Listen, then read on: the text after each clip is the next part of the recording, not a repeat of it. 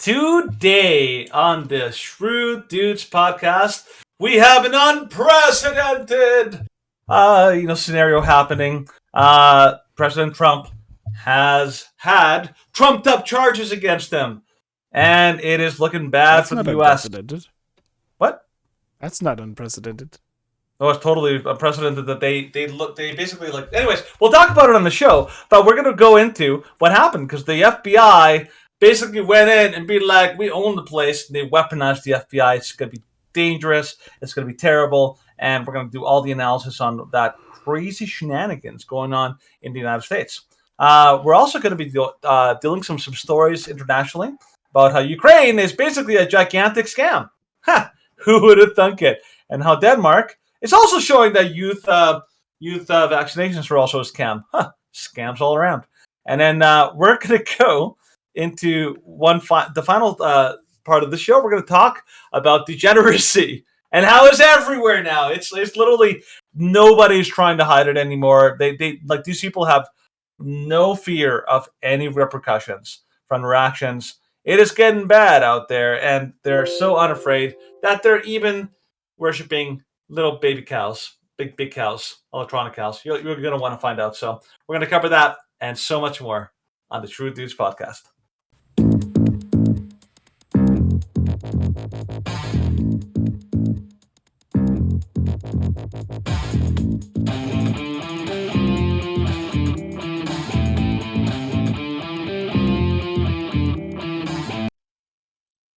All right. We are back for another Tuesday News Day. And I was thinking that you'd ask me to do a flashback to the degeneracy month. We'll have plenty of time for that. We'll have plenty of time. So, apparently, degeneracy month has turned into degeneracy year. we're not even slowing down. It's crazy out there. The degeneracy decade. Yeah, pretty much actually. It's getting bad out there, but yeah, man, how you doing? Well, gotta get that smile up, man. Gotta get our adoring fans and you know what? Like no Terry Jeffers smiles on the show. I don't want the fake smiles on the show. It's like Baker, that's the one. Yeah, no. One of the best episodes of Brooklyn Nine-Nine. Oh, it's fantastic. Such a good episode. Season 2. Yep. Very good. Yep. But my weekend was actually pretty interesting. Yeah, it was we went to Heritage Park with the kids. Oh, fun. I like that place. Yep. Unfortunately, Tori was still too young to go on most of the rides. So she was all sad? Yes, she was very sad that she could not go on. Did she at least go on the what's that called? The big, huge, round... What are those things called? A Ferris wheel? Ferris wheel, thank you. The line... We were, getting ready to go at that time. Mm-hmm. And the line would have been, half an hour. And then for kids, that's tough. And they were like, can we go over there to those swings? And I'm like, yes. So, that was our Saturday. Sunday, we, straight up slept in. Yeah. Not on purpose. No, you were just tired. You were exhausted. Yeah, we woke up at 8:40 and we're like, oh no. The guy from Family Guy. Yeah, you're like, oh no. Yeah. Well, that's not. Oh no. Nah, you do it better. There are many voices that I can do, and that's one of them. Oh no, what are we gonna do? Shut up, fat man. I had that laugh earlier today, and the waitress said I laughed like a demon. And I was like, okay, that's one way to put it.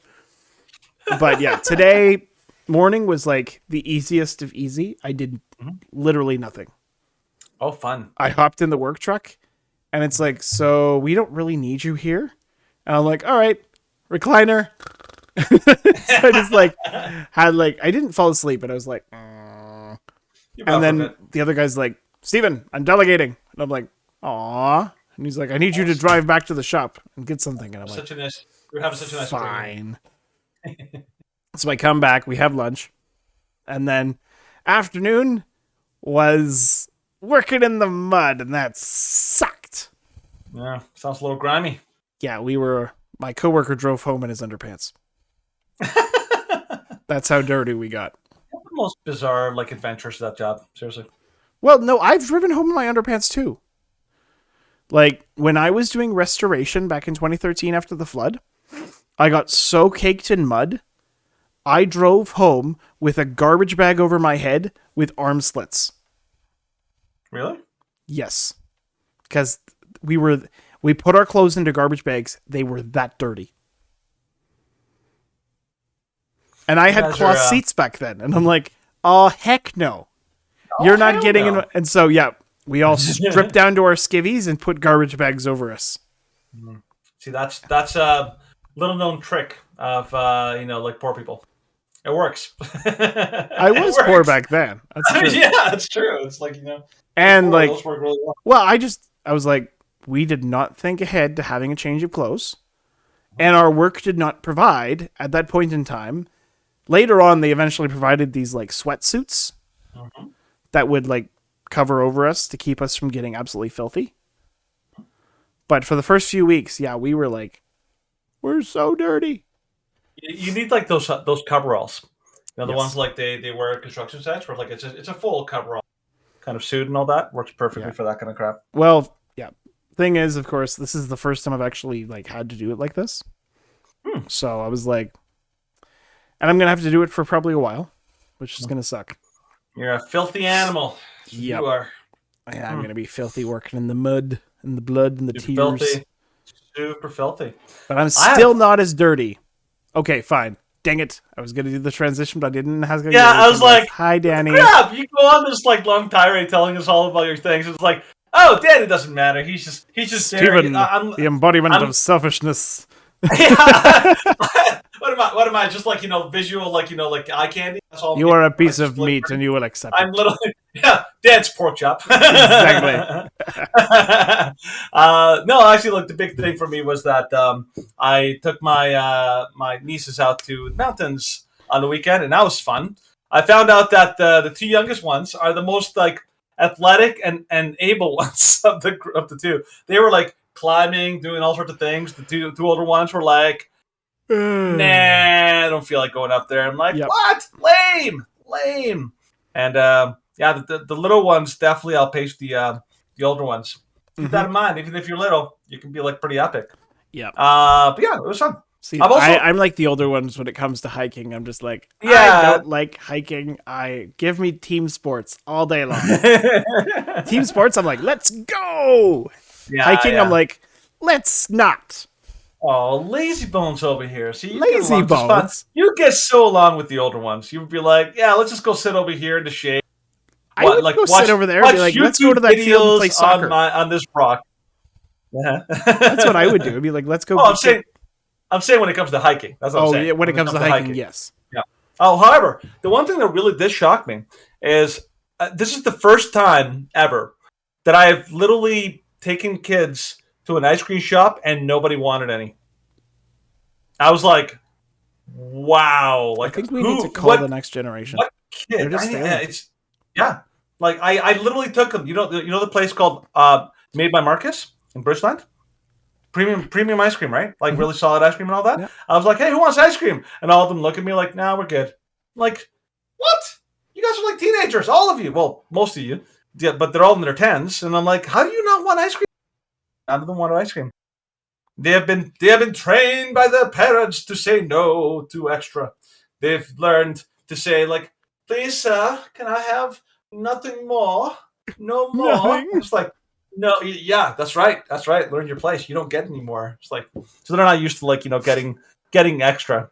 I remember the first time I took them like to 7-Eleven on the way to on a trip, and I'm like, get whatever you want. And they looked at me with these eyes of like, what? Like they didn't know what to do. They're like, wait, you anything? Like, yes. Get whatever you want, just go ahead and grab it. They had no idea what to do with that. They had never gotten that offer. Like their parents. I get it. They're parents and they have 6 kids. Oh, yeah. They can't afford to do that kind of stuff. Especially in a 7-Eleven.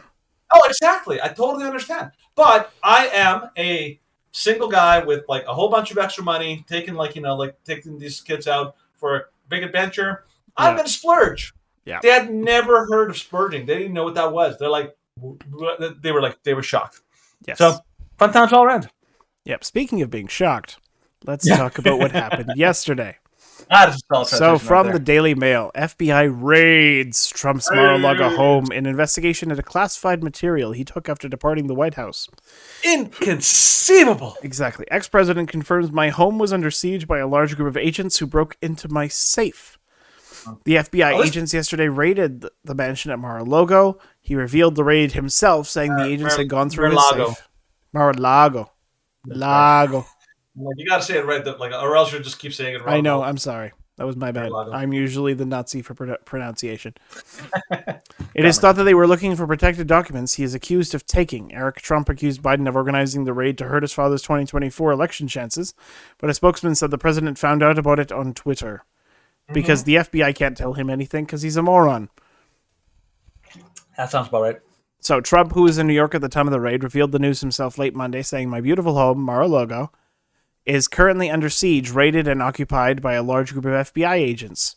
He said that agents had searched his office and even opened his safe, that his son Eric was, in what his son Eric said was an attempt by the Biden admin to discredit his biggest threat ahead of the 2024 election.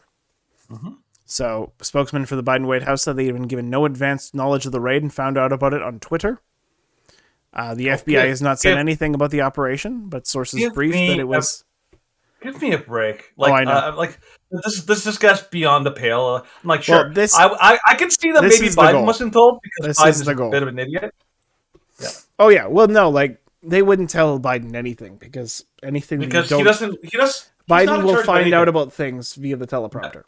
Yeah, Biden isn't even in charge of wiping his own butt. No. Much less anything else. He had to be directed around the White House lawn during the Easter egg hunt by the Easter Bunny.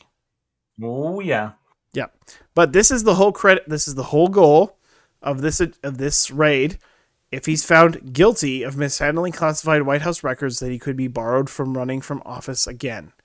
The Democrats are terrified that Trump will run again, because Trump has already said that his plans for 2024, if he gets elected, are to absolutely drain the swamp.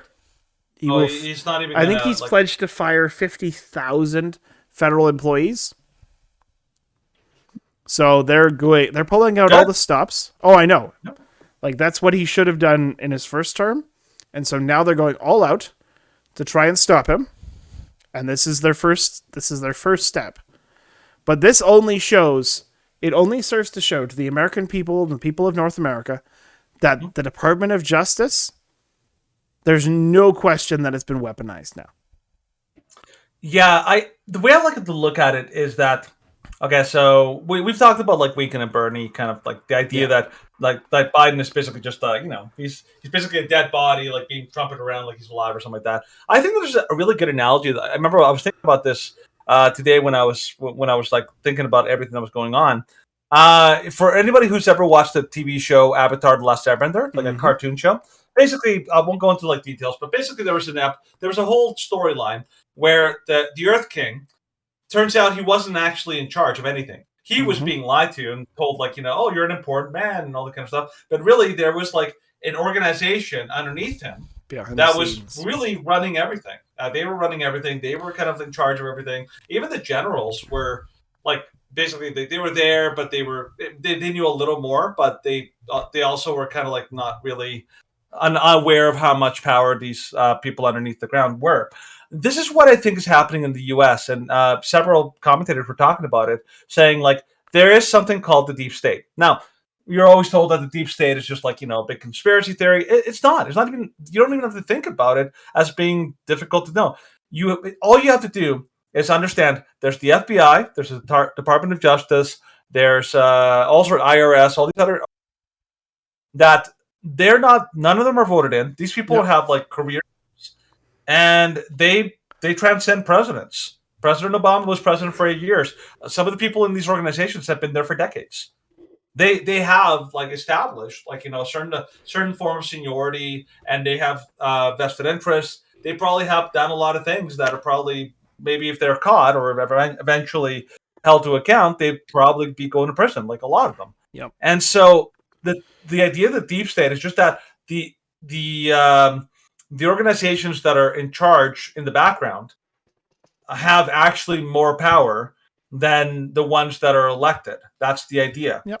And right now we're seeing, and we've seen it for like the last year and a half, probably like last couple of years, we've seen the weaponization of the FBI, of the Department of Justice, of all these organizations. The Department of Justice weaponized their prosecutorial powers to go after parents. Yep. That was a big scandal. Like they were going after parents who were scared and pissed about their children being basically totally mistreated, and the teachers' unions and boards being like totally abused. And they basically weaponized the DOJ to go after them. Why? Because the teachers' unions have way too much power over and too much influence over the Democratic Party.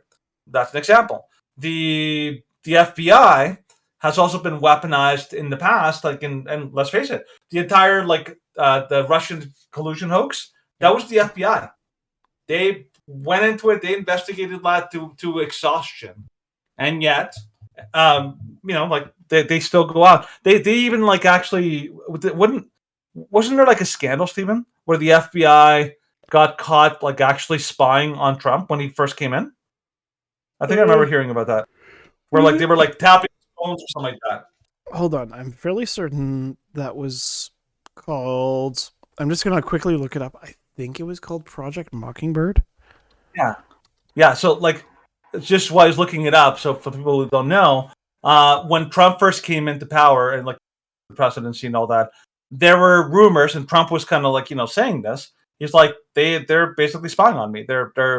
They're no. No, that was Operation Mockingbird was something in the 60s. Oh, okay. You're thinking of something different.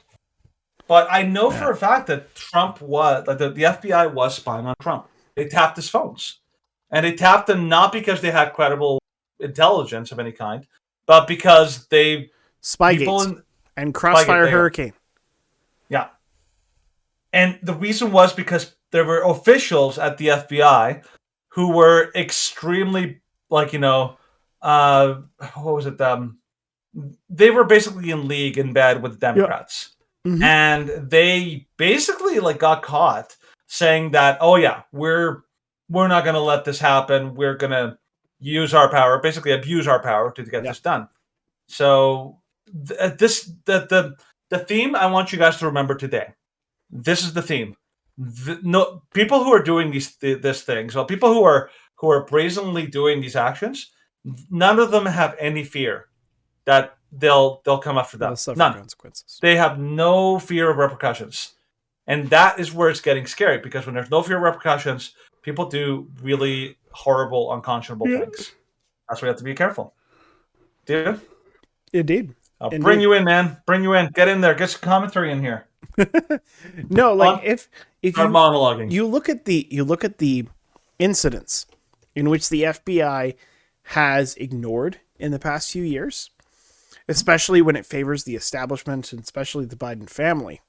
In the past few years, you look at the Hunter Biden scandal, FBI ignored it.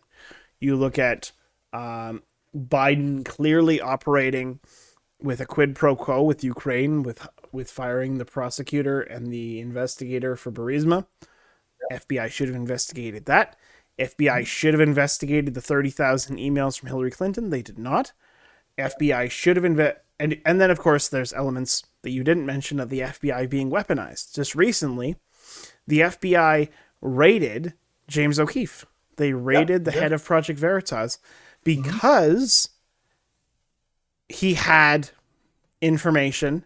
They wanted to find out what information that he had. It was a fishing expedition. It was a fishing expedition, and the only reason that they justified it was that he was in possession of Ashley Biden's diary, which he legally purchased. Yep. And they're like, well, you can't have that. And he's like, but she's not a government official. She's the daughter of the president. And they're like, yep, doesn't matter. You can't have this, even though you legally acquired it from a valid source. You can't have it. And we're investigating you, and we're basically confiscating every bit of material that you have, including several laptops and several phones. Yeah.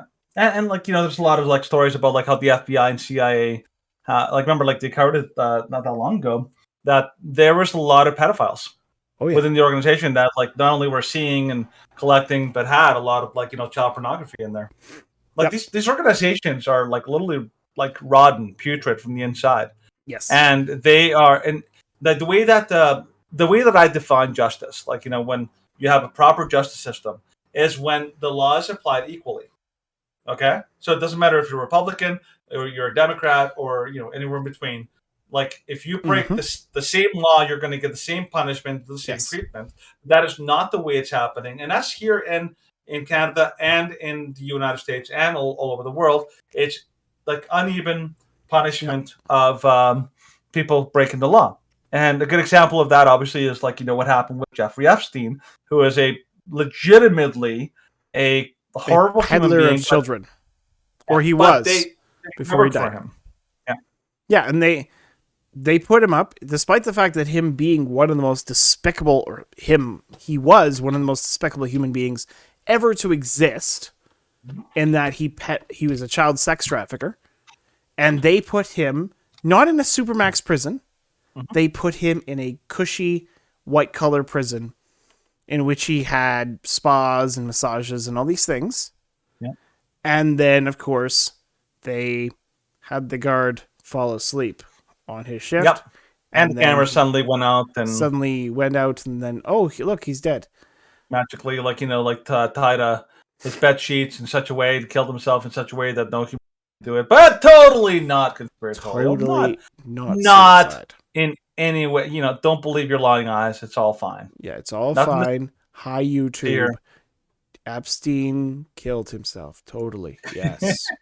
100%. Yeah. Yes. That's like there's Hashtag a he gun. didn't, but That's like there's a gun, like just like slowly, anyways. But speaking of Epstein and this whole Mar-a-Lago thing, the judge that okayed the raid was an Obama donor who was once linked to Epstein. So the federal magistrate judge of Florida, who signed off on the search warrant, donated to Barack Obama's 2008 presidential campaign months after he left the United States Attorney's Office to rep employees of a convicted pedophile, Jeffrey Epstein, who'd received immunity in the long-running sex trafficking investigation of the financier. Sources tell the New York Post that Judge Bruce Reinhardt approved the warrant that enabled federal agents to converge on the palatial Southwest Florida estate on Monday in what Trump called an unannounced raid on my home. He was elevated to magistrate judge in 2018 after 10 years in private practice. That November, the Herald reported that he had represented several of Epstein's employees, including, by Reinhardt's own admission to the outlet, Epstein's pilots, his scheduler, and Nadia Marcinkova, who Epstein once reportedly described as his Yugoslavian sex slave. Oh, that was lovely. So Kellen were amongst Epstein's lieutenants who were granted immunity as a part of the controversial 2007 deal with federal prosecutors that allowed the pervert to plead guilty to state charges rather than federal crimes. He ended up just serving 13 months in county jail and was granted work release. Huh. Yeah, so not a good dude. Well, the reason why, like the New York Post and other places are talking about this, is because the media, like, remember, every time this kind of stuff happens, you basically have to set your clock and be like, okay, what are the mainstream media, the corporate propaganda media, how are they going to spin this? How are they going to spin this in a way that makes it sound like they're the good guys and we're the bad guys?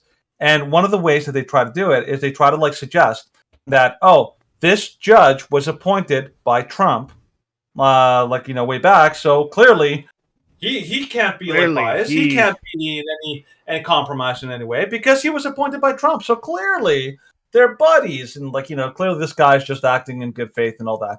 But in reality, I don't even know the answer to this. How many judges did Trump appoint? Oh, wasn't it hundreds? Like so many. He actually, I remember hearing he appointed more judges, like federal, Supreme Court is the one that get all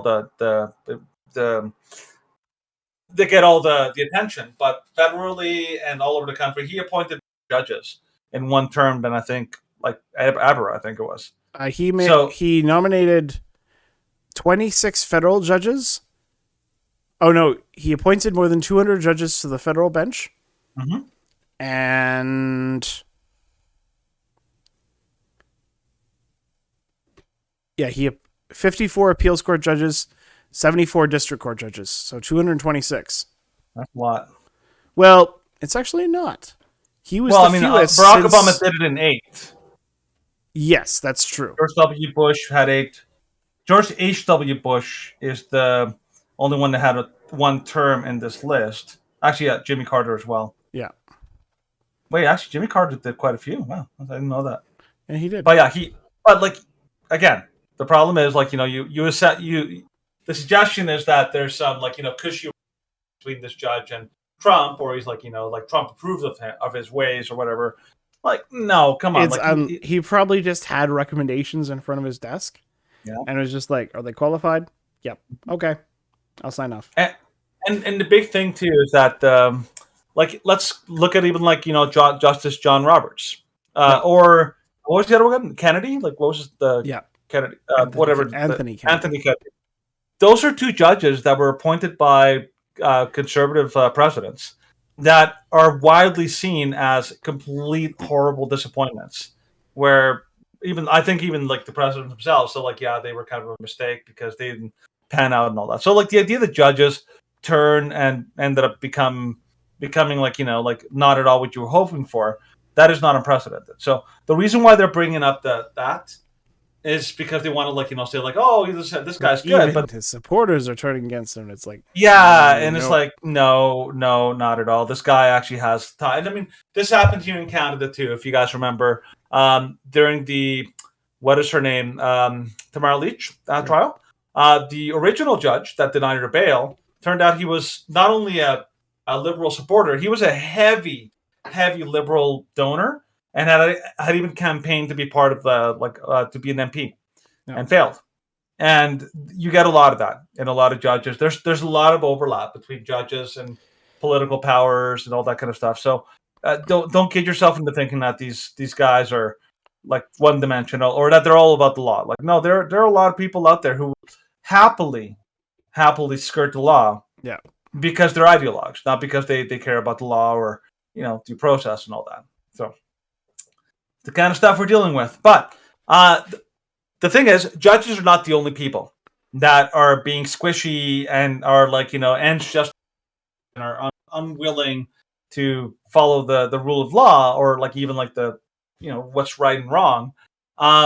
Even the Republican Party, a lot of them are being accused of basically like abandoning their duty, which they're supposed to hold them accountable. Okay, so Senate Minority Leader Mitch McConnell responded Tuesday afternoon to the FBI's raid of Trump on his Florida home by demanding the federal officials provide the American public with an immediate explanation for their actions.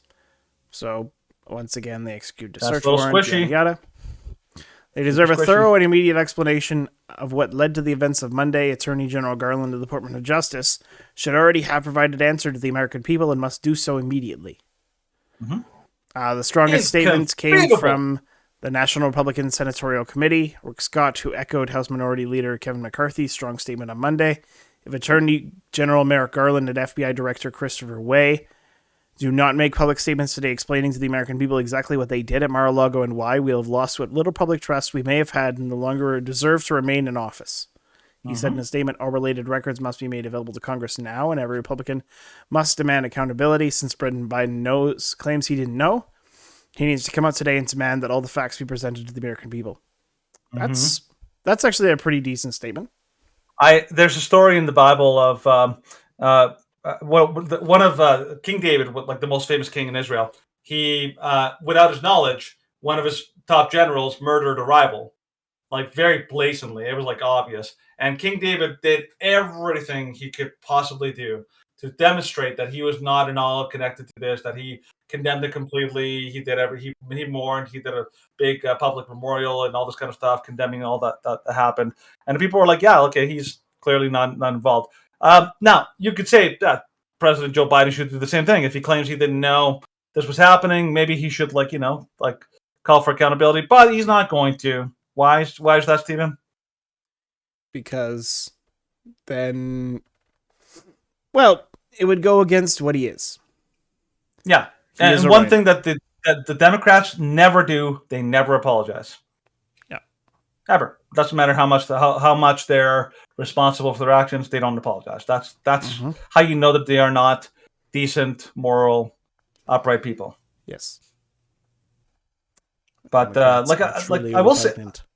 I will say, like, I'm actually really happy with. There are people that are often very good when it comes to these kind of things. Like, Rand Paul's always amazing. Yep.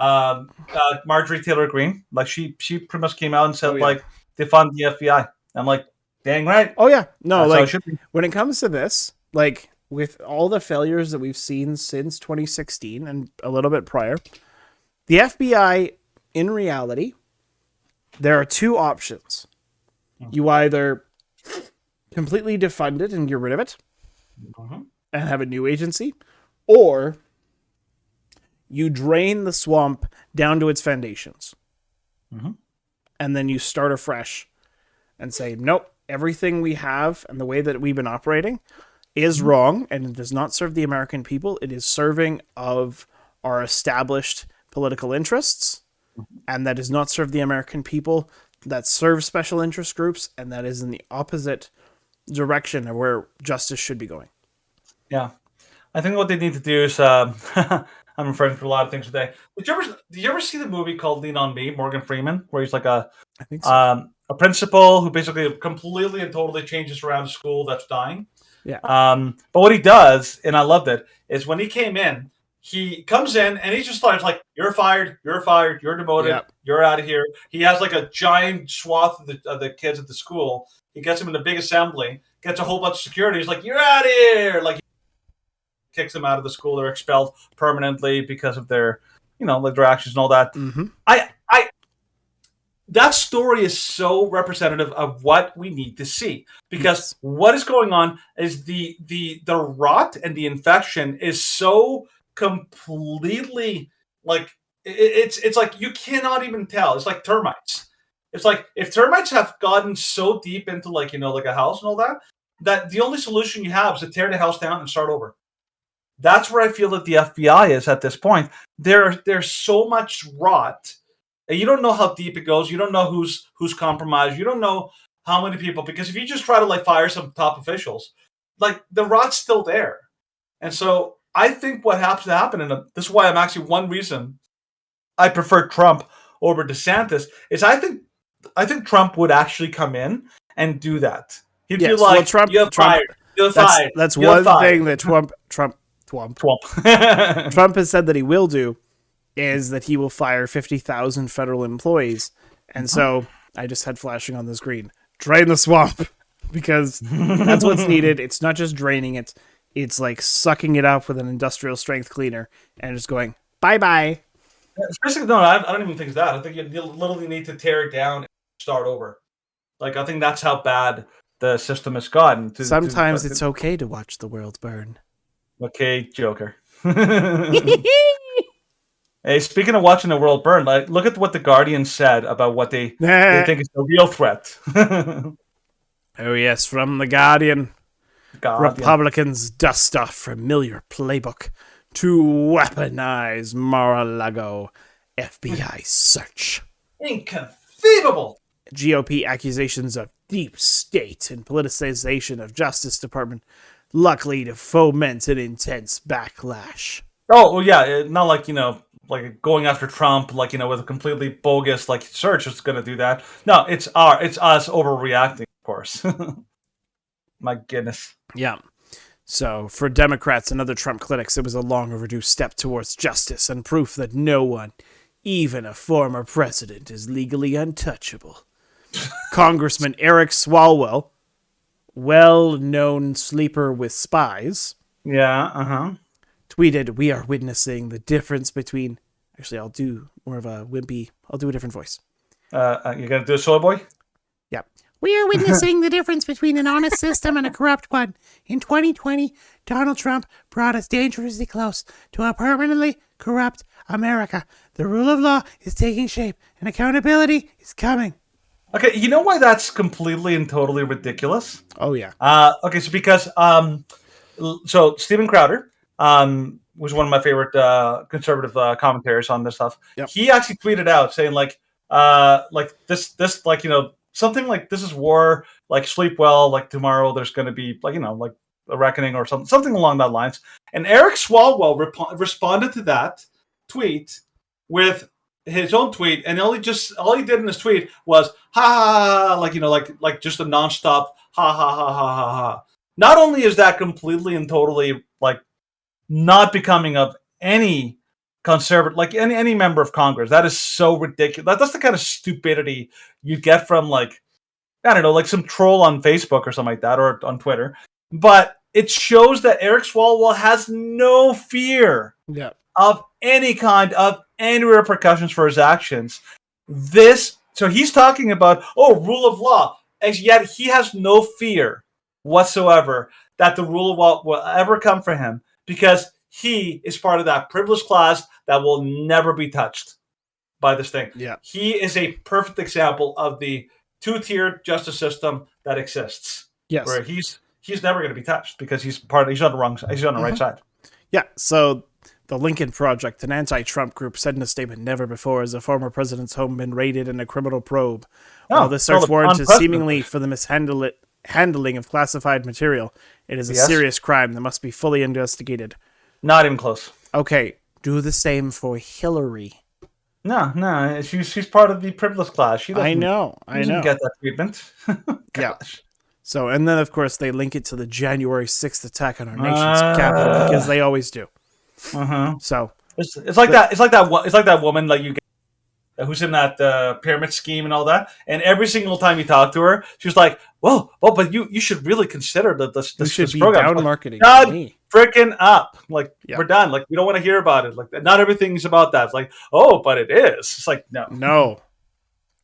So some Republicans responded furiously. Sure. Ronna McDaniel, chairwoman of the Republican National Committee, said, "Absolute power corrupts absolutely. Countless times we have examples of Democrats flooding the law and abusing power with no recourse. They continually weaponize the bureaucracy against Republicans. This raid is outrageous. This abuse of power must stop, and the only way to do that is elect Republicans in November." She's not wrong. Actually, even CNN was like their story in response to this, or like, the Republicans are going to use this for what's it called, for fundraising. It's like that's so evil, and I'm like, are you freaking kidding me? When the Supreme Court overturned Roe, you went after that mercilessly and try to use that to raise funds. Or when the tragedy at that school, Uvalde, happened, you used that to raise funds. Give me a break, you freaking hypocrite. Yeah, Kevin McCarthy said that the department had reached an intolerable state of weaponized politicization and vowed that when the Republicans take back the House, they will immediately conduct immediate oversight of the department. And he said ominously, "Attorney General Garland, preserve your documents and clear your calendar." Good. Yes, I hope so. Threatened that douche because he should be impeached. Oh, he's gone. He should be gone. Like that guy is an absolute embarrassment. Oh, he's a disgrace. I'm so glad he never got on the Supreme Court. Like, can you imagine that idiot in the Supreme Court? Oh, yeah. Terrible. Congressman Ronnie Jackson added tonight the FBI officially became the enemy of the people. Yep. Yeah, I'd say so. So, what are they? When the FBI is targeting like law-abiding parents, they're no longer there for you. They're basically nothing more than the government enforcers. They're basically if you hear of the KGB, the Gestapo, police forces that are weaponized by the government to go after their own citizens. That's what the FBI becomes. Yeah. So that's the RCMP here too. According to The Guardian, the Republican response on Monday drew from a familiar playbook. Trump has long maintained that the Russia investigation, for example, was a hoax. It was not. It is.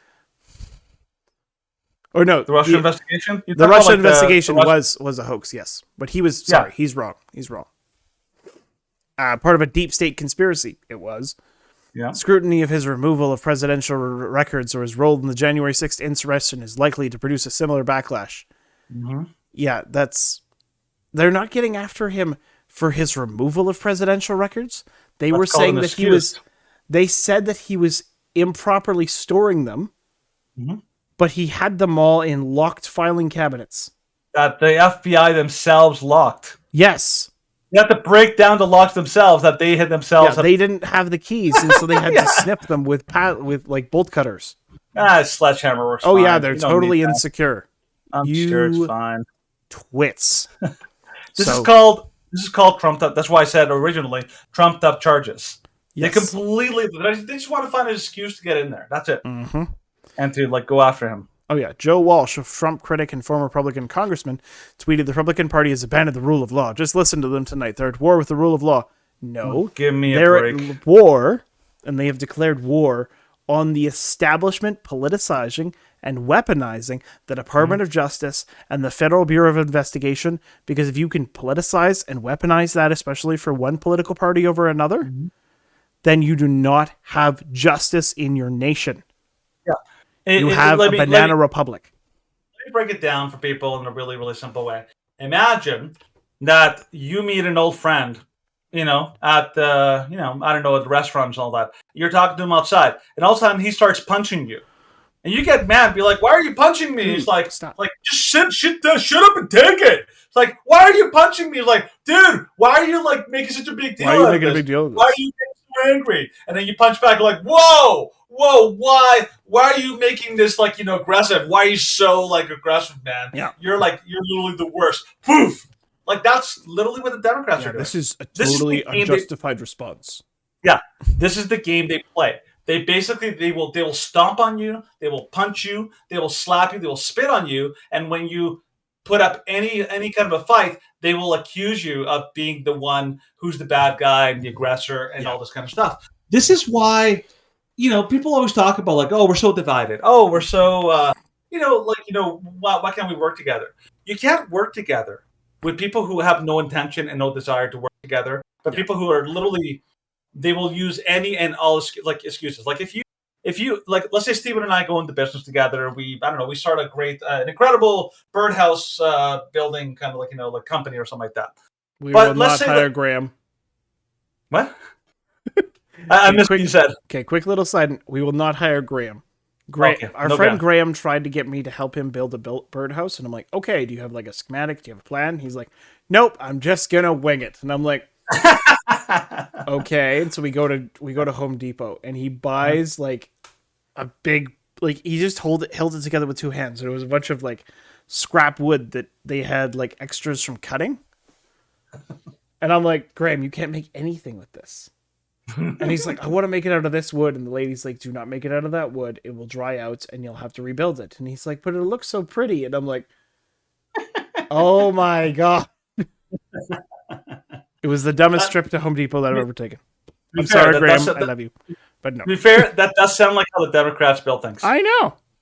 It really does sound like the Democratic way of doing things. But the point is that you can't go like team up with people who are actively trying to screw you over, who are actively trying to like steal from you, or who are actively trying to basically destroy you or destroy your life. You can't. No. And so when people say like, "Oh, we have to work together," I'm like, no. The Democrats like this is one problem with the conservatives in Canada and the United States. Conservatives are too willing to work together, but the Democrats are too willing to compromise on basic foundations. Yes, and the Democrats and the Liberals here in Canada, they have no intention of playing fair. They will break the law or break the rules in a heartbeat. They will lie in a heartbeat if it'll benefit them. What you need is the Democrats have to show that they are not by any means necessary, because that's their whole MO. That it's the ends always justifies the means, and until that changes, you can't work with them.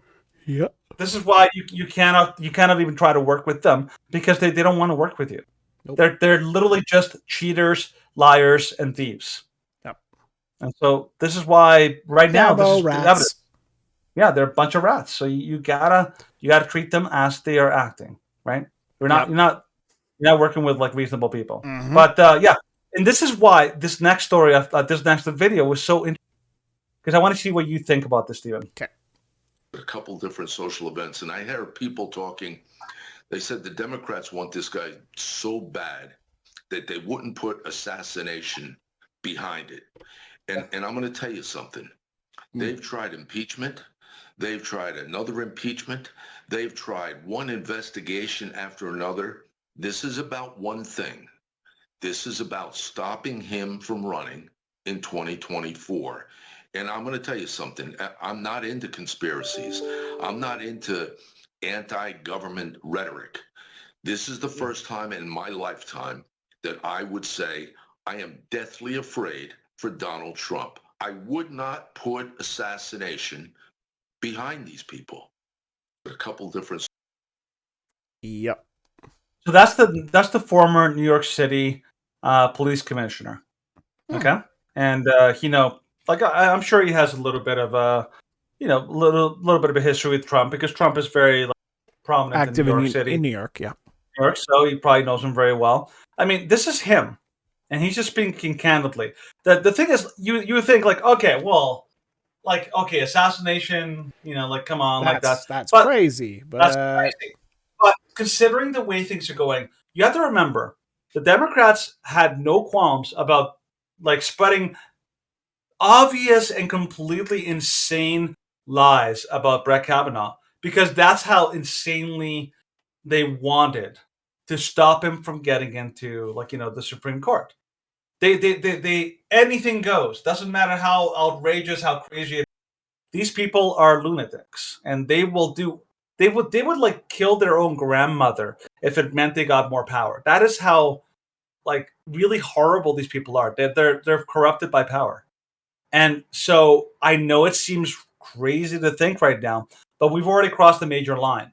Like going after a previous president is something that isn't done. No. Because that's the kind of thing that you have happen in banana republics all over the world. Yep. Well, it's a sign of when it's what happens after a coup. Because then it's like, okay, well, there was a coup, so let's punish and eliminate the ex-president, because that will get our point across that we're willing to do whatever it takes. It's like, well, in nations like that, then the only way you're going to gain power is through overthrowing the military, overthrowing the government.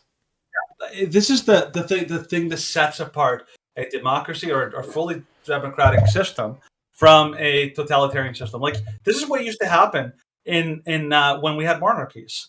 England, if you actually read the story of England, there's countless stories of political takeovers that are basically assassinations of previous current or previous rulers in order to secure power.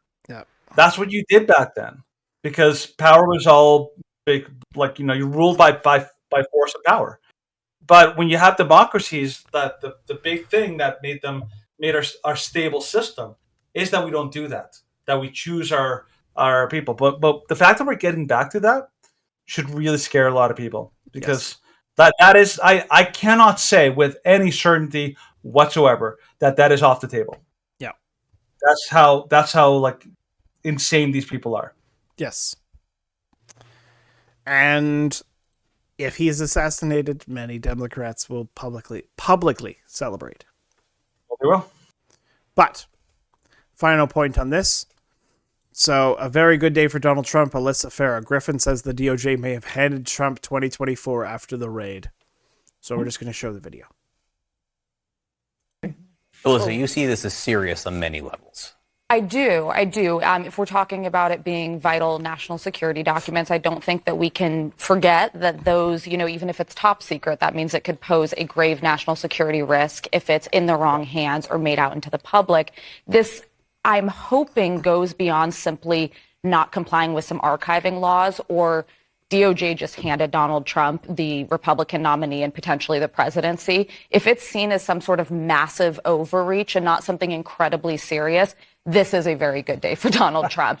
And by the way, he knows how to play this up in his favor. He more or less broke this news. He did break it. I believe, a Florida-based reporter said something, but he was ready to go. And I've actually seen quite sort of aligned messaging among Republicans. This is, a banana republic. This shouldn't happen. If they do it to the president, the FBI will do it to you. I think he's having a good day as of now. So I hope DOJ's buttoned up on this. Wow. Okay, you know who what are called the prominence right currently right now is? Nope. She is the new conservative voice on the View. Conservative. Yeah, supposedly conservative. You know, like the View does not have real conservatives anymore. That's a long. That's gone. Even but Meghan McCain was pseudo. She's she's basically the fake conservative on the View right now, and like that's what she's kind of like prominent right now. But like what she said was so insane. It's like, oh, he's the one that broke the news. I'm like, yes, because it was happening to him. House. His house was being raided. You're not. You're a freaking like fake news network on CNN. If you have like even if your business, like if you have a business and your employees are at a location and the police raid it, one of the first things they're going to do is they're going to call you. Yeah. And of course, Donald Trump, like he's a self-publicist.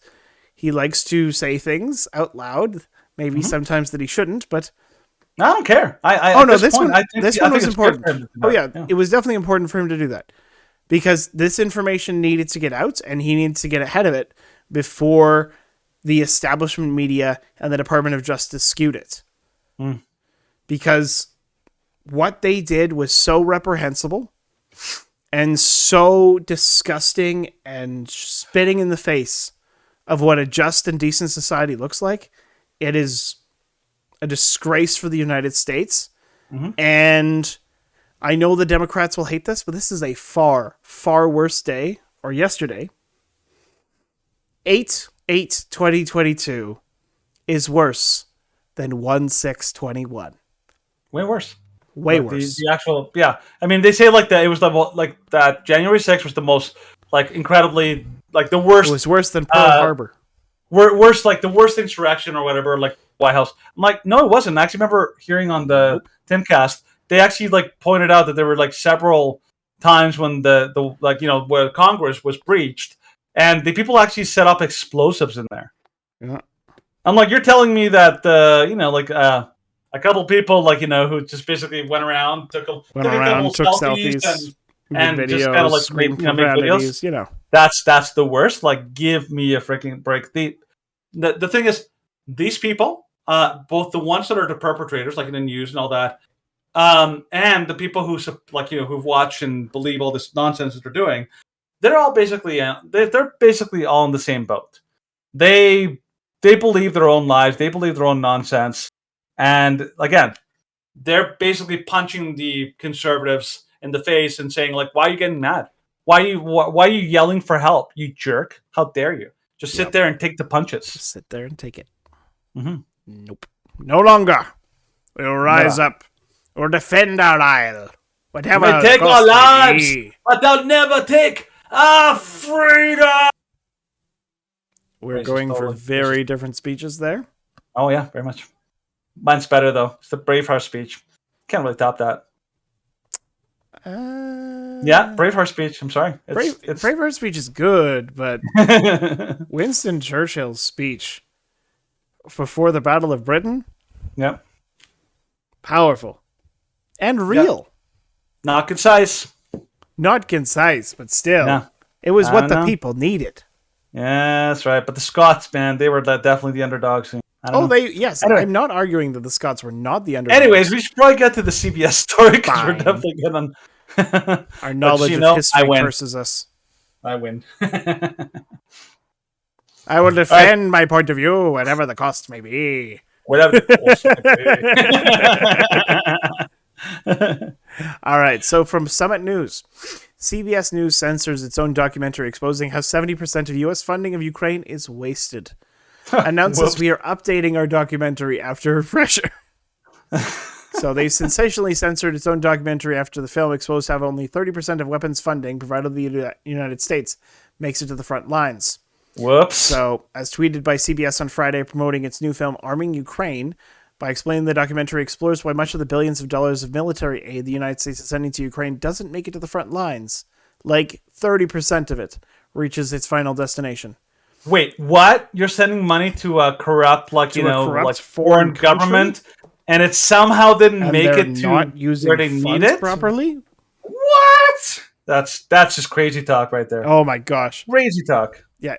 So in the documentary, experts told CBS they had no idea where most of the weaponry was going. Yikes. Mm-hmm. So Republican lawmakers explained how they felt vindicated by the revelation, having previously opposed a $40 billion Ukraine aid package. So this is one of the reasons I voted no. Representative Marjorie Taylor Greene tweeted in response to the CBS report, flooding a country with advanced weapons can have grave consequences, even when done with the best of intentions. A CBS description of the documentary read, This CBS Reports documentary goes inside Ukraine to get a first-hand look at how military aid gets from the border to the frontline soldiers and explores the difficulty of getting the aid to the fighters who need it. Of course, the film has now been completely removed from the CBS website with a page not found label in its place. After being bombarded with questions as to why the film was censored, CBS finally announced why they removed it. So, we removed the tweet, which quoted the founder of the nonprofit Blue Yellow, and which was Jonas Ullman's assessment in late April that only around 30% of aid was reaching the front lines in Ukraine. Since that time, Ullman says delivery has improved. Additionally, the United States military has confirmed the defense attaché, Brigadier General Garrick M. Harmon, arrived in Kiev in August for arms control and monitoring. We're updating our documentary to reflect this new information and air at a later date. So it's like, do not worry, we are updating our brainwashing to try and convince you that sending money to Ukraine was still a good idea. Nothing to see here. Ignore the gigantic dumpster behind me. Nothing to see here. This is why government's throwing money at a problem. Mm-hmm. I had a pro-abortee who I was debating with, and she's like, what would you, like, the government is the most efficient way that we can help people through programs like Medicaid and other programs like this. And I'm like, okay, this took me like 5 seconds. And it was this one report. And it says 20% of Medicaid funding is improper. And I'm like, that is so much waste. Yeah. I'm like, government bureaucracy is a massive waste of money. She's like, but private industry can't do it better. And I'm like, yes, it can. Yeah, they can. And I'm like, like so much better. Before Medicaid, insurance costs and insurance premiums were way lower because these programs vastly increase the cost of them. Because that's what happens when government gets involved in private industry. People think that that the government in some way is completely and totally immune to greed. Like they think that greed is a problem of the private industry. And they somehow think that the government is totally immune of that. Give me a freaking break. Actually, in some ways, the government is worse. Oh, they're so much because worse. While a private company, like a corporation, can just they can steal from they can steal, but they can't. Their steal shareholders. Their shareholders will keep them accountable, and if they're not accountable to their shareholders, then they'll go bankrupt or they'll go to jail. Yeah. So, believe it or whereas not, if the government does not reflect the needs of its citizens. And it's like, well, we're the government, so shut up. Yeah, well, the company, a corporation is driven by money. But the government is driven by money and power. Power! Even if they don't get the money, they still like the power. They still have the power. So they still have even more reason. Yeah, you have more reason to fear the government than you have like a private corporation. So. Government, super scary. Super scary. Super scary. Yep. Tell us about Denmark. Not this government. The Denmark government. The Danish government is going in the right direction. They're banning COVID vaccine for youth under 18. Good. So they've announced that people under the age of 18 are no longer allowed to get the COVID vax. Those wanting their first shot were cut off after July 1st, and no one in the age group, aside from those who are considered high risk and have a doctor's note, will be allowed to get a second shot after September 1st. Children and adolescents only very rarely become seriously ill from COVID with the Omicron variant. Therefore, from June 1st, 2022, it will no longer be possible for children and adolescents under the age of 18 to get the first shot. And from September 1st, it will no longer be possible to get the second shot, reads a government statement translated from Danish. While many are likely relieved because it means the end of vaccine mandates, few have followed Denmark's lead. And if the science isn't universal, it's a wonder why they haven't. If the science is universal, it's a wonder why they haven't. Well, we not really wonder for those who know. Oh, yeah, no. this government's cared little to nothing about children. For example, despite this decision, babies are now eligible to receive 3 rounds of the vaccine in Canada and, of course, the United States. Even though COVID poses no greater threat to babies than the flu, actually, it's much less than the flu in babies. Much less than the flu, yeah. And Health Canada admits they lack long-term safety data. Moreover, various health authorities have recently highlighted the risk of adverse effects that exist from the COVID vaccines. The Ministry of Health of Germany recently tweeted there's a 1 in 5,000 chance people receive serious adverse effects from the vaccines. This came just days after the Ontario's CMHO refused to say healthy people should get boosted, with what he referred to as therapeutic due to the risk of myocarditis being 1 in 5,000. So, it's of course much higher than that, but that's what they're willing to admit. So, this is news. It's good news for the Danish people. It's good news. Hopefully, it'll start some progress for some other reasonable, decent countries in the world. However, we live in Canada. Upside down flag. We have no hope. The Canadian government. This should really show you like a lot of like the Canadian government. There was a report that we covered like I think it was like last week or a week before, where basically there was like a court case that exposed a lot of documents demonstrating in gruesome, horrible detail that the panel, the so-called science panel the Trudeau government uses. Complete joke. None of them have any like expertise of any kind in infectious disease control. The person who ran it was like a journalism student. They were, and of course, they're the ones that made the decisions. And right now, the Canadian government has outright, completely, like they have no intention of getting rid of their ArriveCAN app, which is a joke. Is a joke. But the only theory that actually makes sense, and that Lawden is the one who brought this up, is the theory that, well, if you think like, oh, if this is about like, they're worried about COVID, doesn't make any sense. There's a million reasons why that doesn't make sense. But if this is about the government basically trying to, in an indirect way, like they don't want people to fly, this suddenly makes sense. Because it's not about like health, it's about politics and how they don't want people like travel. Control. That's how completely corrupt our government is. Like these people, like none of them should be in power. Like they don't deserve to be in power and control. In a just world, Justin Trudeau would be in prison. Like, and it's not just me. It's not just me saying I don't like the guy. Sure, I don't like the guy, but I wouldn't advocate for him to be in prison just because I don't like him. Yeah, I advocate for him being in prison because he actually is a criminal. Done real serious harm and serious crimes. Well, this SNC Lavalin, that whole shenanigan kind of thing. There are lawyers in Canada who have said, like, if it was not this protected political class idiot out there, he'd be in jail. Yeah. Under any normal circumstances, a person like him doing what he did would be in prison. But he's not. And so this is why I want these people to be held accountable. Yep. They care nothing for you. They care nothing for children. But fortunately, this is an illness, an infection that is spread throughout all of our society. Not bad. Not bad. So, from Louder with Greta, watch these 3 teachers demonstrate exactly why you shouldn't trust your children to the public schools. So, when the public school system had its way, all your children would be polyamorous transgender furries before they'd even start learning to do basic arithmetic. What? Did you practice that? That was pretty good. No. Like polyamorous transgender furries. That's pretty good. Like it's a tough word. It's a big word. Good job. It's not a real word, but yes. I know. Example after example, teachers have proven time and time again why they shouldn't be allowed within 100 feet of a minor, let alone left alone with a room full of them. Aside from the fact that there's a growing risk of teachers being arrested day after day for molesting, assaulting, harassing, and otherwise preying on young students, there is a large and growing contingent of them looking to permanently mentally damage and physically disfigure children. Shout out to Libs of TikTok for exposing this, of course. Take this woman, who's believing it her sworn duty or calling in life to ensure parents are left unaware of their children's mental and emotional struggles. She's working to make sure these students never get the therapy they may require, hoping instead they grow up injecting hormones into their veins and hacking off body parts, because that's just being authentic. By the way, look at the song that she chose. I thought there was like this incredible irony in the song that she chose. I don't think you've seen this one yet, have you, Stephen? No, I haven't seen any of those. This is like watch this one. Crisp reaction for me. My dear, sweet child, that's what I do. It's what I live for. You know what that's from? Ursula.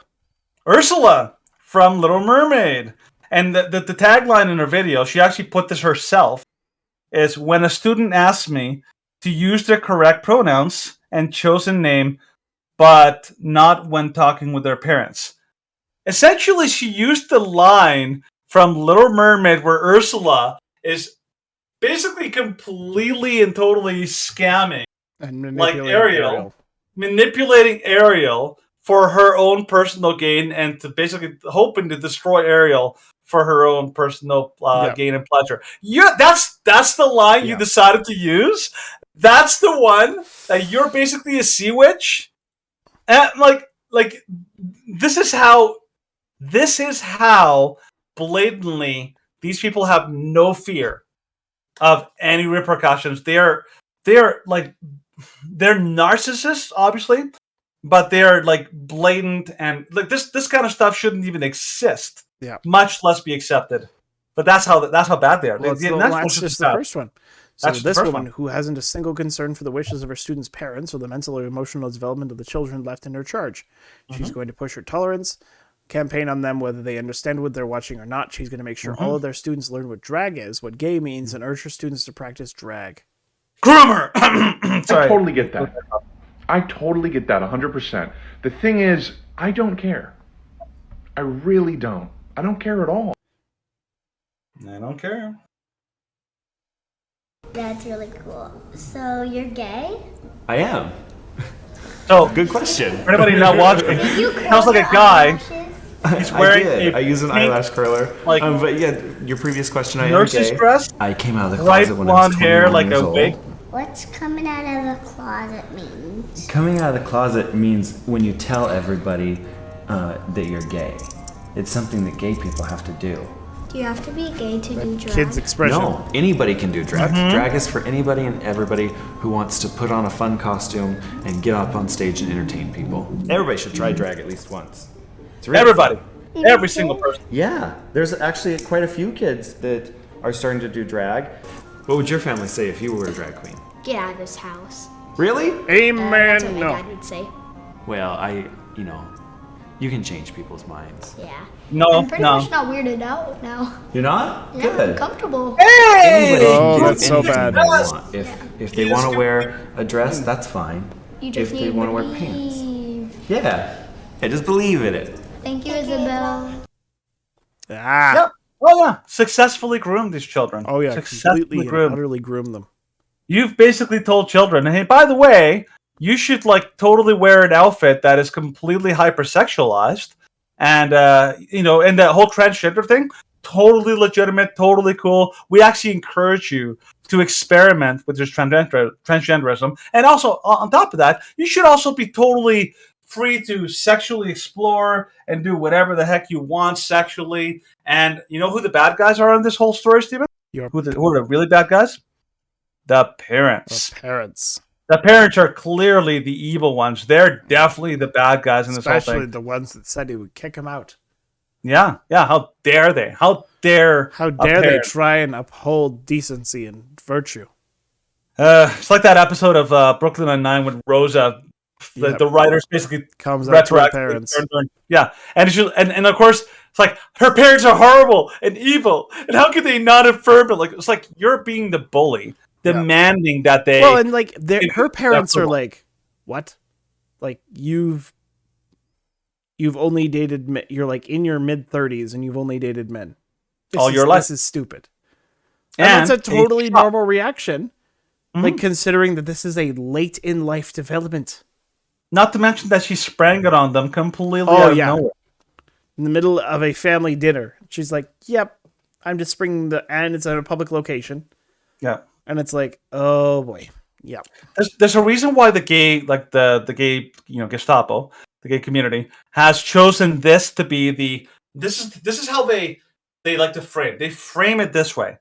By the way, we want you to we want you to like come out to people totally out of the blue, and if they don't immediately and instantly affirm you and say you're great, you're the best, kiddo, you're like everything you do is fine.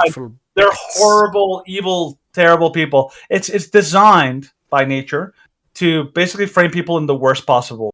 Yeah. It's Anyways. like, oh, I came out to my parents that I'm like a drug dealer. How dare you like not affirm me in my drug dealing? It's like, yeah, that's not a good thing. Yeah, you're crime shaming me. Yeah, pretty much. So There's one now, more. of course, those two monsters were sociopathic groomers. We can't say the G word because it's like dropping the N-bomb, or worse, to quote the great intellectual giant Rick Sanchez, it's like the N-word and the C-word had a baby. It was raised by all the bad words for Jews. The last teacher, though, is a mentally deficient narcissist who will undoubtedly lead her students down a road of ignorance, stupidity, mediocrity, self-mutilation, depression, and ultimately utter failure. Mm-hmm. Let's watch. Yeah, let's do it. Today is my first day subbing in an elementary school rather than a preschool, and in preschool, you're just like teacher, your first name, but in elementary school, you're like Mr. or Mrs. last name. And so I've been trying to think and like decide what my teacher name is going to be, and I don't want to be Mrs. last name. Like, I've never wanted to be Mrs. last name. So for a while, I thought like Ms. last name would be okay, but like, I don't know, I didn't love it. And then I was like, okay, how about Ms. H? Like, Ms. H would be okay. But then last night I was thinking, and I was like, Ms. H just gives like the vibes of like a woman, and that just doesn't. And so I was like, Mix H, like that just, like Mix H just sounds that like that just. And so now I'm having a gender crisis, but I'm also not quite brave enough to introduce myself as Mix H yet. So Ms. H it is for now. And apparently I need to update my pronouns. Okay, bye. Today is my... Oh, yeah. Thank you. Thank goodness that the Lord took away her courage to brainwash and groom these children. But We thank you and give for our blessings these days, Lord. These children are saved from madness. These people are like the thing is here she's talking about something like supposedly innocuous. Like going the fact that she wants to say mix H. You're telling me that you're not trying to indoctrinate or infuse that into children? You're telling me that that's not going to spark a conversation? It's basically like saying, like, let's say for example I was an actual group.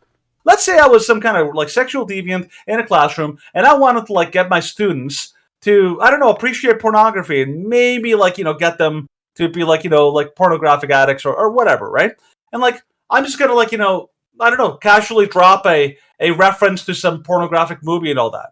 And it's like, oh, the kids asked me about it. Well, what can I do? I mean, they asked me. I guess I have to talk about pornography. I guess what I is have it? to show them. Now I have to show them pornography because you know what? They're going to figure it out someday. So Yeah. I have to, like, you know what? Let me go through my collection, pop it in the DVD player. Hey, kids, this is called porn. This is like, you know, this porn star, and this is what she does. And this is why she's a great person and all that kind of stuff. And the parents, like, you know, like freak out. And they're like, whoa. That's not my fault. The kids brought it up. Like the kids were the ones who mentioned it, and they wanted to know. So I mean, what was I supposed to do? Like not talk about pornography? What kind of crazy world is this? I had to teach them like about sexual decency. Who else is going to show them this? You bigots? Like this is what they do.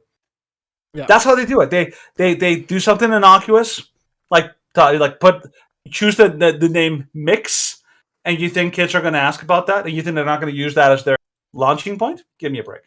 Yeah. So this is how they do it. Yeah. This is how they do it. And then there are others who took it 10 steps further. Oh, yeah. So trans activists accused of sexual abuse boasts of plans to illegally distribute hormones to children. Oh, that sounds safe. So a trans activist who boasted of an illegal drug scheme to distribute prescription hormone medications to children is also accused of rape by multiple victims.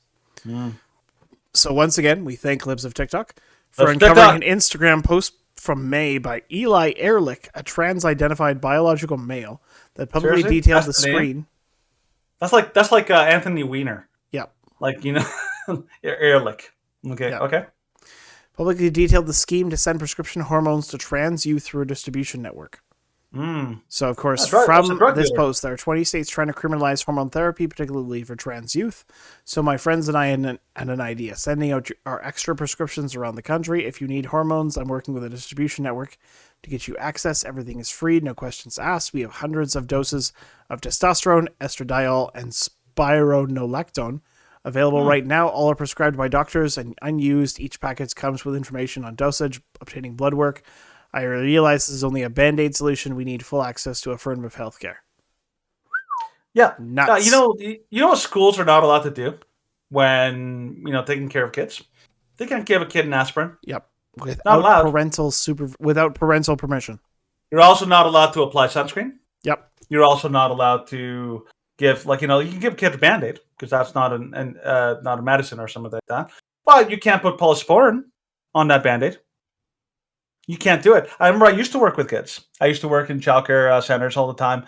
And we were told all the time, like, you can't give that kid, that kid's feeling nauseous. That one kid was feeling nauseous that they were going to throw up on the bus. And I was thinking, I'm like, maybe I should give him a Gravol. Nope.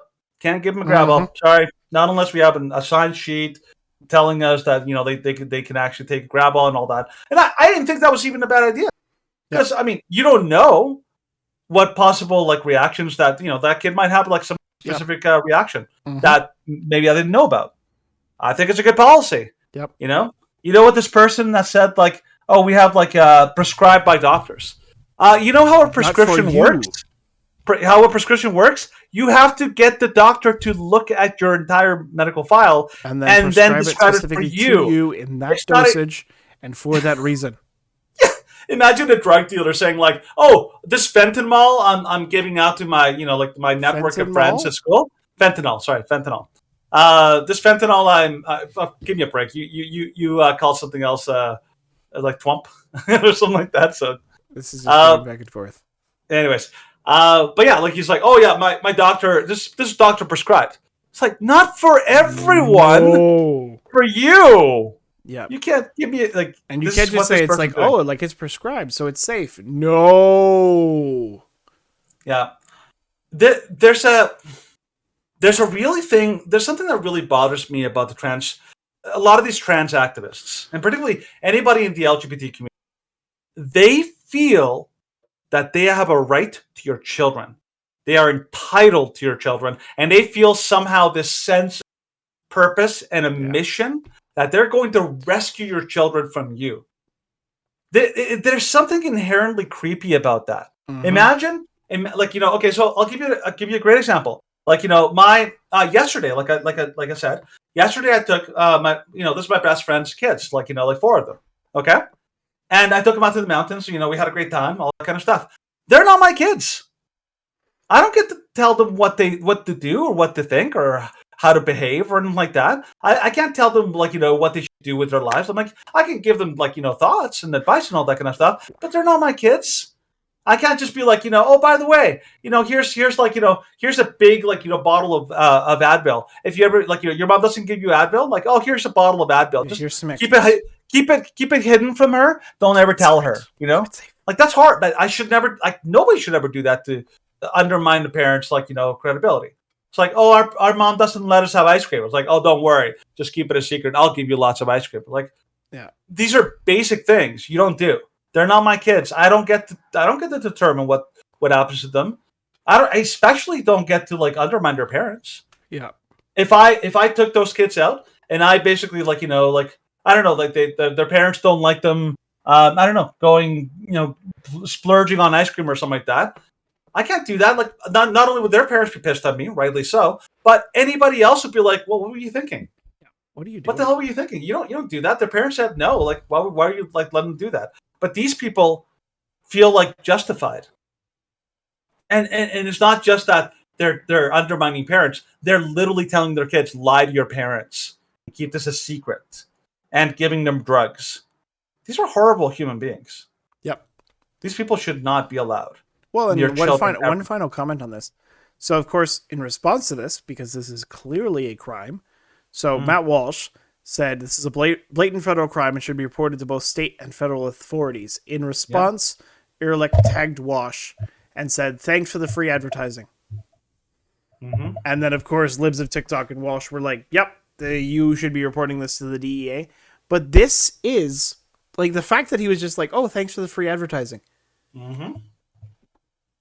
He knows. No fear. This person knows that they will not get punished for this. Yeah. No fear. This is absolutely horrifying.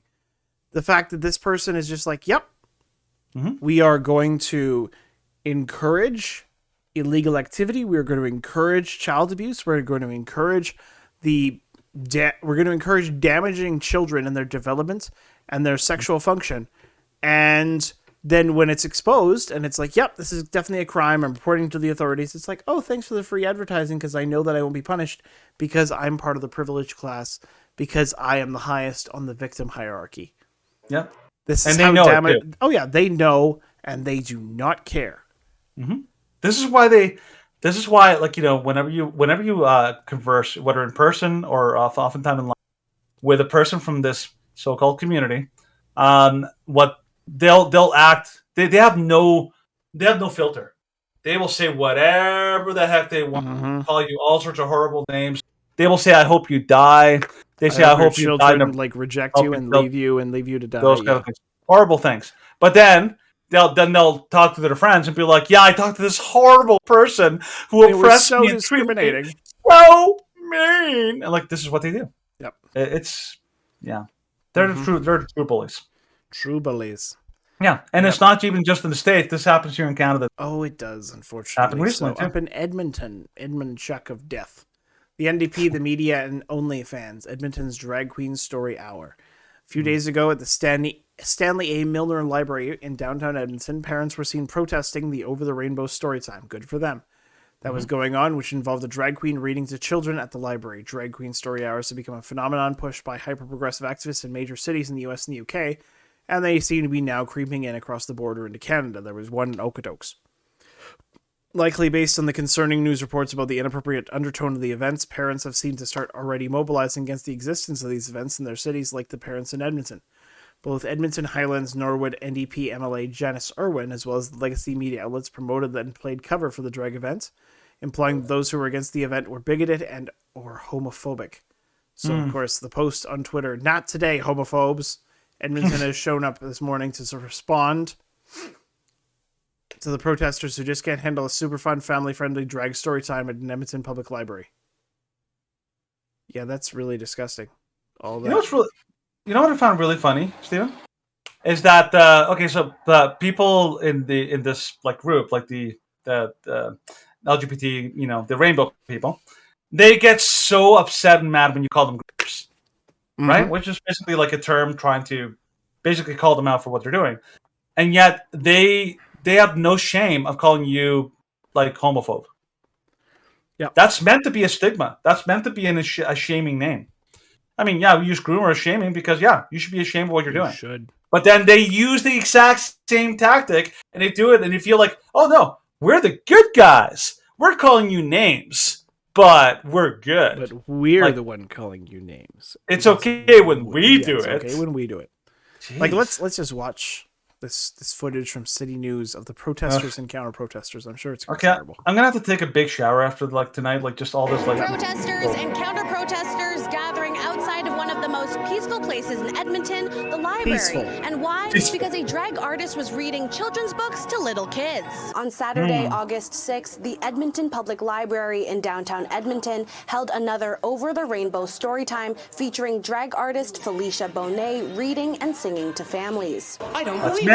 This page is full of dragons. Everyone should just accept each other and love each other and focus on that message and focus on the love. And I was trying to just make sure that the kids got that message. EPL has held several drag queen story times since 2017, and staff say the program has been well received.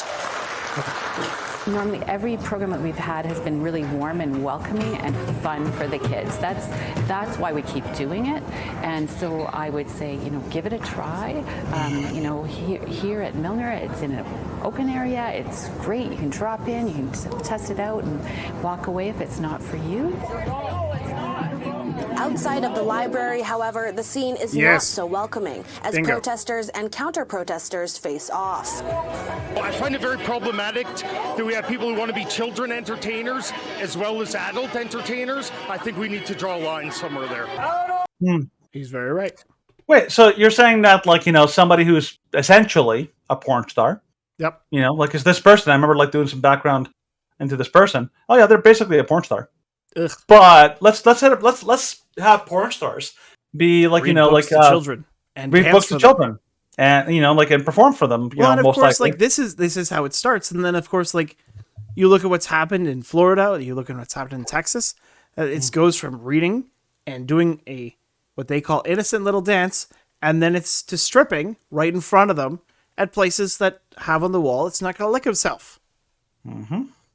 Like it's not a slip. Like they say, "Oh, like that's not going to happen." It's like, well, it's a slippery slope, and we're already along the path. Come on. You have to be absolutely blind and incompetent to see this is not the direction we're going in.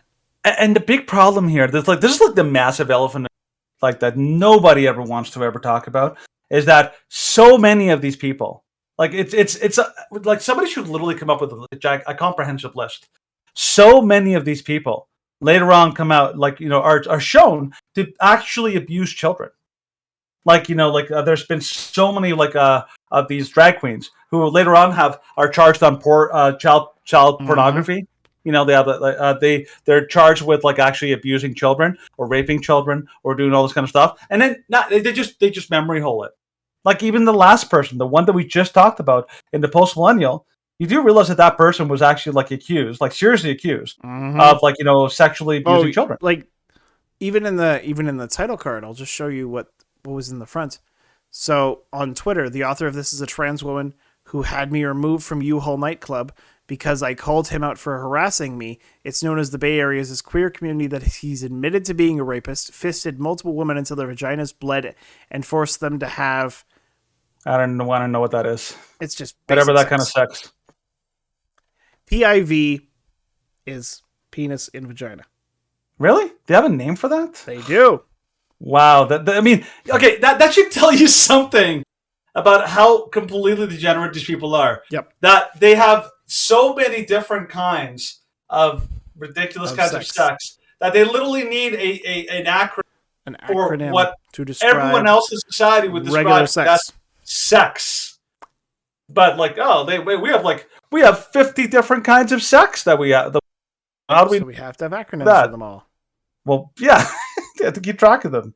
Yep, it's crazy. Like, this is just one step, and you're going one step further, grooming children and getting them more accepting to this, and then giving them hormone pills apart and outside of their parents' influence, and exposing them to drag queens and adult strippers, and then now you have a child like this. My kiddo is a natural. Video features child pole dancing at Pride event. So a Pennsylvania Pride event featured pole dancing for children, according to a since-deleted TikTok. The Pride Festival of Central Penn offered pole dancing lessons for children, according to a video posted to Twitter. It showed a shirtless man instructing a child in a rainbow skirt how to pole dance with the caption, "Central PA Pride has a pole set up with an amazing instructor to assist. My kiddo is a natural." It's been deleted from the user's TikTok after it was posted to the Twitter account Libs of TikTok. The pole dancing instructor in the video identified as hairdresser Miki Bentz. So this is just a quick video of a child being taught how to pole dance.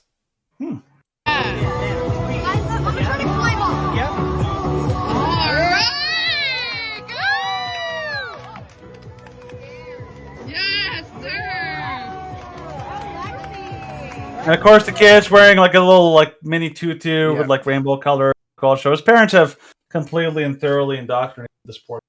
Yeah. Stephen, you watched the TV show? Obviously, my favorite TV show, Community. Yes. There's an episode where they go into like a house for like the rich guys, and they like Troy, who's one of the the more kind of like fun. It's funny because he's innocent kind of characters. He stumbles into what is basically Pierce's like weird sex room.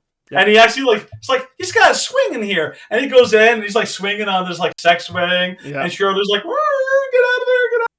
It's like, yeah. There's a reason why that stuff is. You do it in dark corners. You keep it a secret because that is shameful behavior. It is. That is deviant behavior that in the past nobody would like talk about openly in public. Yes. Because it is dirty, it is gross, and it is something that I don't even think we should even be promoting it, even much less allowing that kind of nonsense to be happening. But here you have a Pride event where kids are not only exposed to people's genitalia and bare boobs, participate, but they actually have a stripper pole. Yep. right in the middle of the thing. Imagine having like going there and having like some performance and be like, hey, you want to learn how to strip dance? We're gonna show you how to strip dance, kids. Don't worry, you'll just go to your underwear, but it's fine. We'll show you how to strip tease. Yeah, you'll get like money. You'll get lots of money. Like that's what we're doing. Yeah. Oh, you've already gone down to your underwear? Well, it's just a little further to be outside of your underwear.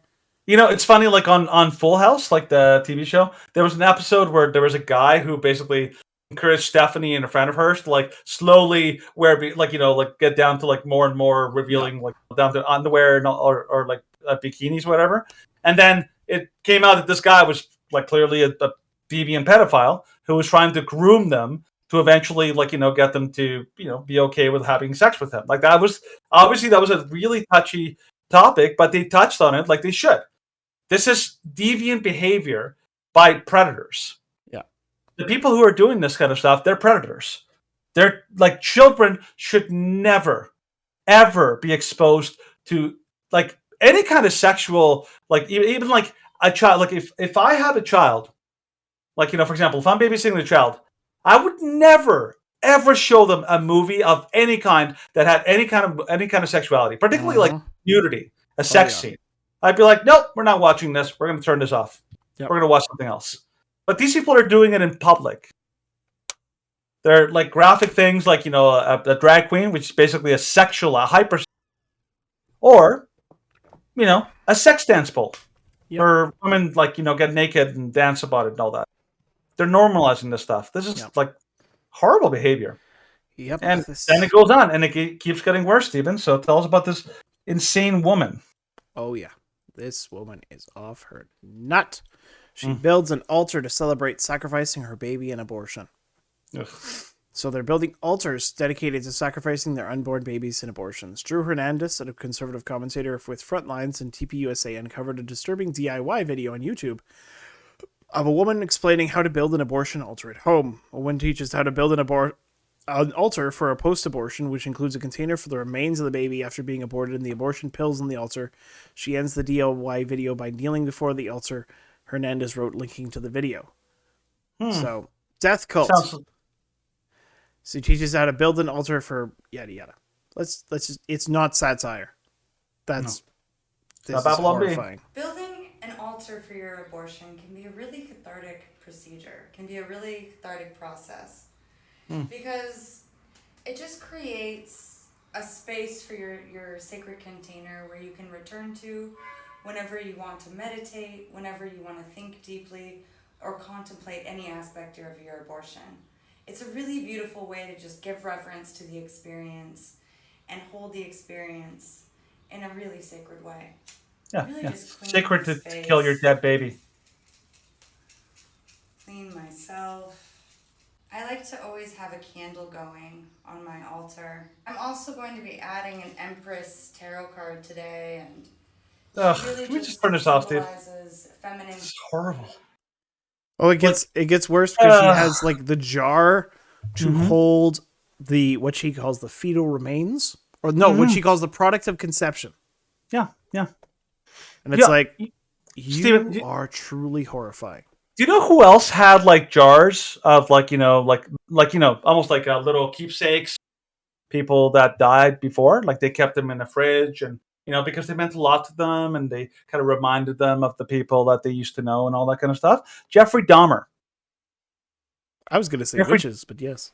No, Jeffrey Dahmer. If you actually look at Jeffrey Dahmer, he actually not only did he kill and mutilate his victims, he basically chopped them and he kept their body parts in a fridge because he had some kind of connection to them and he wanted to remember them, so he kept their body parts alive in the fridge and all that. Yeah, how is that any different than what this woman is a lunatic? Yep. A lunatic. This is what she says. Yeah. She tells women to lay down a red cloth followed by a container for fetal remains, the dead baby who the woman will give birth to at home on her own after taking the pills. The woman says the aborted baby's remains may be saved until the mother finds a way to properly dispose of them that gives reverence and respect and support to the sacred abortion experience. So this woman basically killed her child and now wants to basically use your child for some kind of ritual. Like Yeah. like if there's anything demonic in this world, this is demonic. Like it's like well, literally there's more and more, but like abortion and those who are active in supporting abortion are, there's no question that there's a significant link to demonic presences in their lives. This woman only makes sure that it's exceptionally obvious how close they are to the occult. Mm-hmm. Worshipping the dead. I mean, this isn't dead, that worshipping evil. This isn't that far from like the Aztecs. Well, I mean, and the Aztecs it's a close relative of this next story. Yeah, I saw this today, and I was like, from Charisma, they are now bowing before and worshiping Baal right in front of our eyes. Baal. Okay, Baal. I've heard it both ways. I'm a like a theology nerd, so I have heard it both ways though. Well, yeah, the people who say Baal is like they're wrong. That's why you hear both. They're wrong. All right, I've been Tim Pooled. You are wrong. Yeah, that's right. During the opening ceremony of the Commonwealth Games in Birmingham on July 28th, a giant mechanical bull with glowing red eyes was rolled out into the center of Alexander Stadium. The bull was approximately 10 meters high, and it took more than 5 months to build. It had been given the nickname Raging Bull, and also absolutely dwarfed all the human participants. The hero of the opening ceremony, a character known as Stella, calmed the creature down, and then all of the human performers gathered around the giant bull and literally began to bow down and worship it. I've seen a lot of really weird things in recent years, but I've never seen anything quite like this. Mm. So the symbolism in this ritual was well planned in advance, and organizers knew exactly what they were doing. But they were counting on the fact that the vast majority of the general population would not consciously catch on to what was taking place. Mm. Maybe there's a video there that's linked to the story. Oh, here. You should definitely play it. It is nothing. It's downright cringe, but it's also like it shows how unashamed and blatant they are. They don't even care if you figure it out what they're doing. Of course, for all the colour and noise, the characters, the put it in full invention, screen. there was a dark side to the Industrial Revolution, a darker side to the bull ring. As the beat pounds to remind us of the relentless drive of industry, they drag a beast, a bull, 10 metres high. And enraged by injustice, Oh, there it is. breaks free and causes pandemonium. Bulls were baited and sold here in the city centre for centuries. It's no doubt going to be up to Stella and the Dreamers to try and halt the bull. Stella offers friendship and compassion to tame the beast. Yeah, of course, for all the colour and That's noise, the really characters, weird. the invention.